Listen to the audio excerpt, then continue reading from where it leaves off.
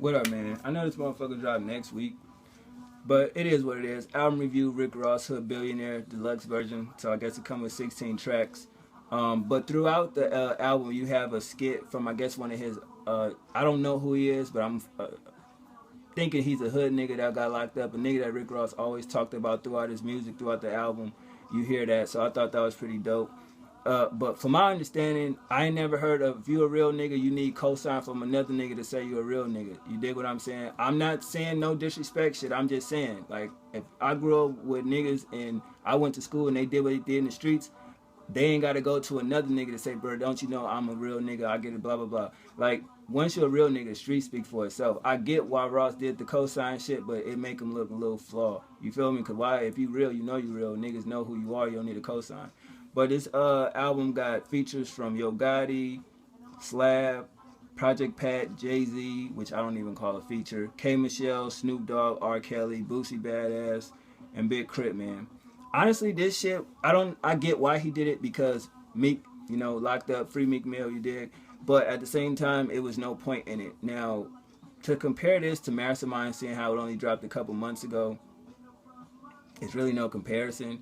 I just feel like when he was making Mastermind, that shit, what he did with Diddy came and fucked that project up. You could tell the tracks on this album that was meant for Mastermind, because Mastermind would have been way doper if some of these songs was on there. But there's really no difference. I think with this, it's just more, he got bass heavy than a motherfucker, but some of the content-wise, the street content-wise, is more hood-oriented. So when he in interviews talking about it's more for the streets and the hood, it really is, though. So definitely I feel like, well, I didn't say it, sub I was talking to, he felt like Mastermind should have been a mixtape. And it probably should have. I think that would have made more sense. And then gearing up for this album is dope because I think with artists, they don't realize their catalog is going to be here when they dead. And when you make so much money, I think you lose focus of the hunger of being in rap. Because if I'm a rapper, I got to think every project I put out is going to be a testament in time for when I'm not here. So I want my catalog to be dope as fuck. And I have to say, this is no improvement from Mastermind. That's just my personal opinion, my bad. But the intro, we all know about that. That shit dope as fuck. Ross do some great intros. The second track, heavy, my bad, Hood Billionaire, a very heavy bass, hard beat.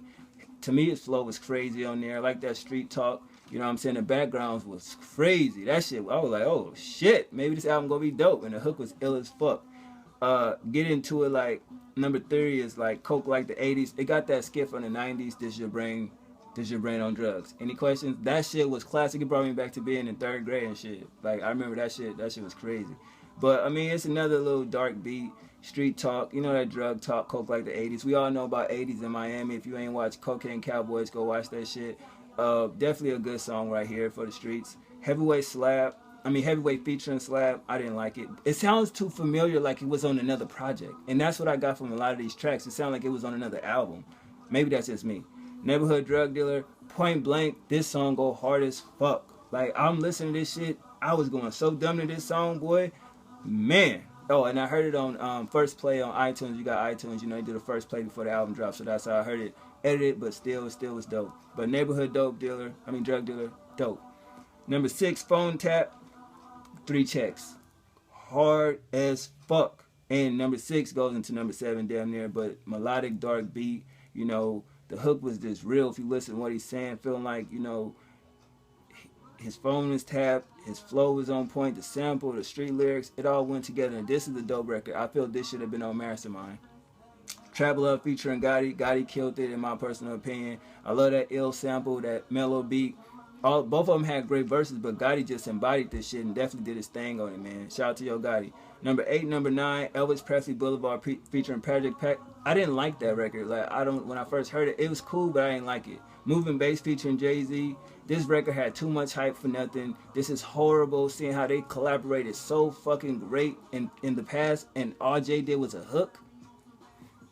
You know what I'm saying? I don't understand it. That doesn't, just think of that, Jay-Z doing a hook. That don't even sound right. So that song was horrible. I'm sorry. If They Knew featuring K. Michelle, this was a great record, soulful as hell. K. Michelle sounded wonderful on this record. Ross was dope. This is one of them records that should be on the radio. He need to do a video ASAP. One of the better records on this project. Number 11 and 12, Quintessential featuring Snoop Dogg, and keep doing that. Rich Bitch featuring R. Kelly. Wasn't fucking with them, man. Sorry, them just sound like shit that should have been on Mastermind. And seeing how R. Kelly and Ross worked together on goddamn Speeding, this shit is a rap. Nickel Rock featuring Boosie Badass. Street niggas gonna respect this, period. That song go. Burn, it's a dope song, but it sounds too Teflon Donish. It's too familiar, you know what I'm saying? But I get it. Family Ties, get 3 checks. He talks about many things, his family, the seizures he had. And it was a great song, man. Real hook, real lyrics, you know, soulful background. I like his soul flow with that melodic type beat. Dope. Brimstone featuring Big Crit, 3 checks. That production was crazy. It's a real song. Soulfulness, great verses. Big Crit on the record did his thing, man. But overall, this album wasn't really all that dope, so I don't even know if I'm gonna buy Deluxe or Standard, but I had to get a 6.5, 7 out of 10. I like 11 out of 16 records. Production was on point, though. That should get an 8.5 out of 10.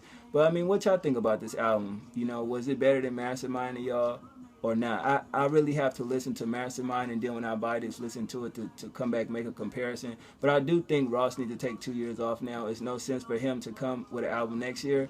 I think he needs to drop that Wale, Meek Mill, you know, when he out. Omarion, of course, dropping this year.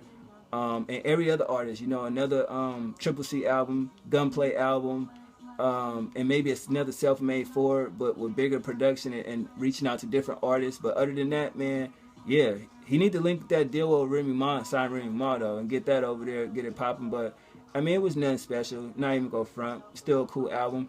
That SD album review coming tomorrow, though. I just wanted to drop something off to y'all, but it is what it is. I see y'all, man. Hit me up, Twitter, Instagram, Kick, Snapchat, all that shit. I'm out. 1.